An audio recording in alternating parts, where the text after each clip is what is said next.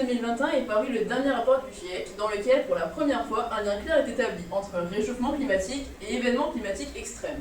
Mais qu'est-ce qui est vraiment un événement climatique extrême? Nous avons posé la question à 2 experts.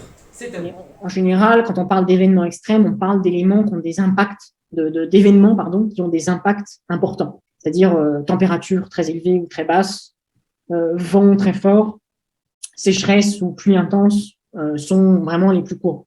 La période 1990-2020, par exemple, on va regarder parmi, si on prend l'exemple de la température, parmi les températures, la proportion, on va dire, extrême. Donc, généralement, c'est les 10% à la marge, donc soit les 10% les plus élevés, soit les 10% les plus basses.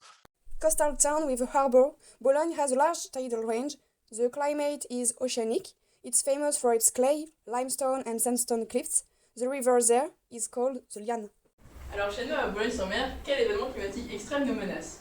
Pourquoi le réchauffement climatique rend-il les événements climatiques extrêmes plus intenses et fréquents? Nous avons posé la question à 2 de nos experts.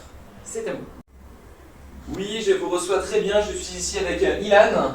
Vous Alors moi j'ai un gros problème, les pommes de terre elles poussent pas. En effet, les canicules ici sont de plus en plus présentes. Nous avons atteint des températures extrêmes jusqu'à 40 degrés et cela est très problématique pour l'agriculture dans ces régions. La période pendant laquelle ces températures sont extrêmes, on sait, le GIEC l'a annoncé, que ces périodes vont être plus fréquentes et plus longues. Après les canicules, notre deuxième envoyé spécial va nous présenter une deuxième menace climatique, les précipitations intenses. Pierre, vous nous recevez? Oui, nous vous recevons très bien. Ici, nous avons de fortes pluies. Avec moi, Ilan, enchanté. Alors bonjour, alors moi je trouve qu'ici le temps il change quand même très vite et mes pommes de terre maintenant elles sont toutes mouillées et donc c'est pas très pratique pour l'agriculture. En effet, ces phénomènes vont s'intensifier et vont être de plus en plus fréquents au cours du temps. Oui. On sait qu'il y aura des précipitations plus intenses, donc voire extrêmes, qui vont s'intensifier en période automnale et hivernale.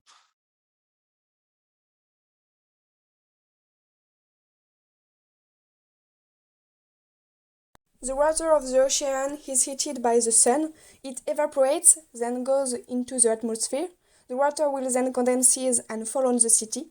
The water will flow towards the Liane. It will eventually fall back into the ocean, and the cycle will start again.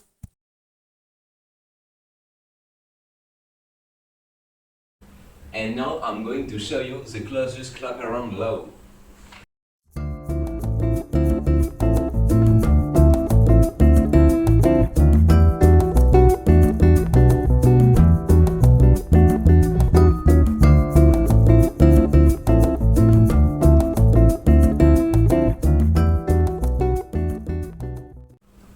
All this to say that the partial pressure of water vapor increase around 7% per degrees.